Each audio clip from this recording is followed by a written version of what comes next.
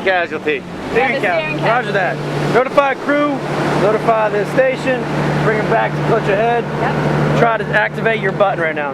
Try to take active on that. Doesn't work. Doesn't work. We're gonna try to switch stations. Try that one. Doesn't work. That one doesn't work. All right, so we'll come down to neutral. Notify station of position.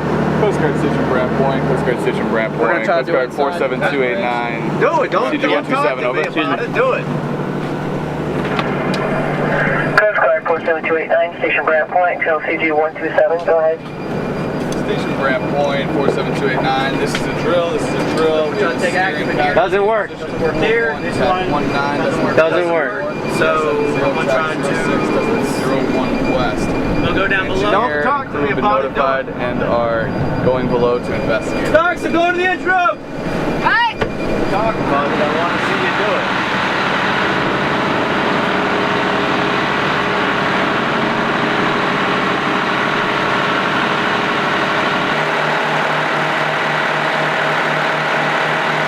What do you got? System appears to be intact. Okay. So hydraulically, mechanically we're fine. This should be electrical, so we'll go off the electrical Becky. So now I'll flip to the electrical side and see. We'll go down the Go steps. ahead.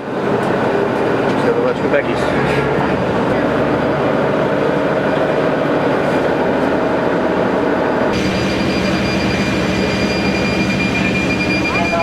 Our electrical is down. All right. So how about up event evolution complexity as well, because we're more on our port side. Up two. So up two for the boat, and then up two for complexity. So 17, 18, 19, 20, 21. Coast Guard 47289, Station Brant Point, LCG 127, go ahead. Station Brant Point 47289. This is a drill. This is a drill. The engineer determined that it was a bad solenoid. We are RTB. We are updating GAR to a 2-1 due to event evolution complexity and vessel condition. Over. That's where you're gonna have your filter, your reservoir, your autopilot pumps over there. You're gonna have your DCVs. Actually, everything's over there. On your DCV, there is two connections that will come loose sometimes, and if those come loose, then the steering will get a little fickle. I don't know, remember that. She notified crew. Well, we notified crew together, along with the engineer. Discussed GAR, knew what to update. We discussed up here what to look for as far as when you're adrift. I mean, if we still have, she knew that she could still control the boat with the throttles. Right. And to watch for shoal water that we may be drifting in and discuss rig and readying the anchor. Good. Have you ever been out when it's really rough? I have. Yeah. Do you like that? I do. I like it a lot. It's fun. It's a lot of fun. Yep. What did you have to come out to do when you did? It was basically for training. What we did was, it's called heavy weather, that we came out and we would do man overboard, long side tow, stern tow. We came in and... So we just hit some. Alright, coming down. Bring it down. Look behind me. I got a log. See a log behind us. Darks, we hit a log. Alright. I'm gonna go ahead and notify crew. Okay. I'm gonna go ahead and contact station. Yep. I'm gonna go ahead and do my rounds. Go ahead. Doing the rounds, And Darks. then a crew member. So you're gonna go down and do your engineer side, and a crew member is gonna go up forward. I got engineer spaces.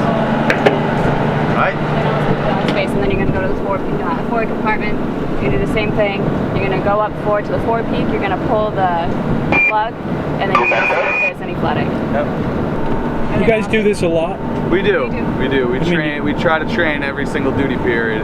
At least get underway. We usually dedicate 1 day for training underway, and 1 day for law enforcement. So. How is law enforcement different from training?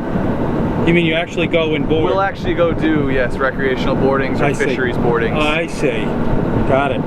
We do a lot more boardings in the summertime because there's a lot more vessel traffic. Sure, sure. Wintertime it gets a little bit more And desolate. when you board, what's the requirement for you? I mean, how does that? What does the Coast Guard want you to do when you're out boarding these boats? We enforce all federal laws and regulations. For recreational vessels, we're looking for safety. For fisheries, we're making sure that they're in compliance with all federal laws and regulations on the fishery side. Every vessel is different depending on the size and what they're actually, the target species, this fishing season. The Wow. same goes for recreational boats. Smaller boats, there's different requirements than larger vessels. What about when you pull somebody over and you notice they've got a beer open? Are they allowed to have an open container? You're allowed, yes. You're allowed to drink while on your vessel. Yeah. It's the same blood alcohol Yes. content as state driving, which is 0.08. But exactly, we just educate them because a lot of people don't really know the rules. Right. And that's what we're out there to do. We're not out there to try to get people in trouble. It's all about education and safety, making sure everyone's safe. But if you find that they're drunk, you're going to give them a blood alcohol test right there? We can give them a series of field sobriety tests, and we have breathalyzers as well. Docks in all spaces are sound, Right. no flooding, no Right. damages. I did 2 rounds, everything looks good. Recommend doing engine checks, 1 engine at a time, Right. neutral, come up at 100 increments at a time. Go ahead. Go ahead. Alright. So port. I'll be back here and listen for vibrations. Right. Yes, we're listening for vibrations, normal noises, metallic noises. Come on, you guys need to talk to each other. You're doing the checks, but Okay. Then 1,000 RPM. there you go. Loud. Your engineer is on. 1,100 RPM. There you go. I got vibrations. I got something. So we had vibration at 1,200 RPMs. We'll note on the starboard side, yes. We'll notify station, make sure the crew knows. Come back on 1,000 RPMs. Still waiting. Checking steering. Clear loud and clear, how many? Okay. Oh, I thought you meant about the RPMs. Steering's yes, so only. definitely check steering, yes. While she's taking steering, I will go to the Steering's- to actually watch the rudder post. We're experiencing a steering casualty in position 41, TAC 19.93 north, 070, TAC 05.50 west. We're only getting 20 degrees from port to Yep. starboard on both open bridge helms. Over. Still got only 20. 289 station, your program readable. Engineer is laying below to the last drive. Remember to investigate steering.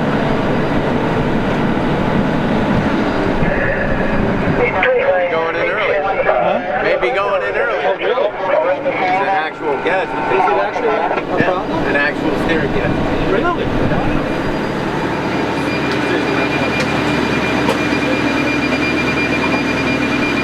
289 station, request an office is a drill, over. Station Brand Point 47289 negative. Over. 289 station, big copy, out. We've suffered an actual steering casualty. We only have, we don't have full rudder from right to left. We're only making 20 degrees right rudder and 20 degrees left rudder. So the engineers right now are investigating our rudder angle indicator in the sending unit to make sure that that's intact and that system is intact. Because most of the systems on this boat are electrical, we may actually be getting full rudder. It just may not be indicating on the rudder angle indicators. Can't you just pull it full rudder and test it just right here? With our tactical diameter, that we could, but I want them to make sure that the system is intact before we do anything else.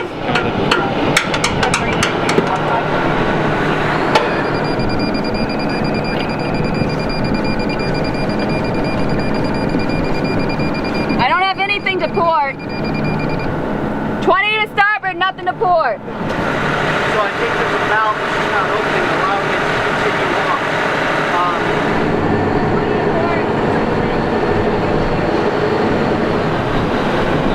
Loose electrical connection by the rudder angle indicator sending unit, which tells the rudder angle indicators how far to go and where the rudder is. So we still have full steering. That's been corrected. So now we'll make the call. We'll continue on with our mission.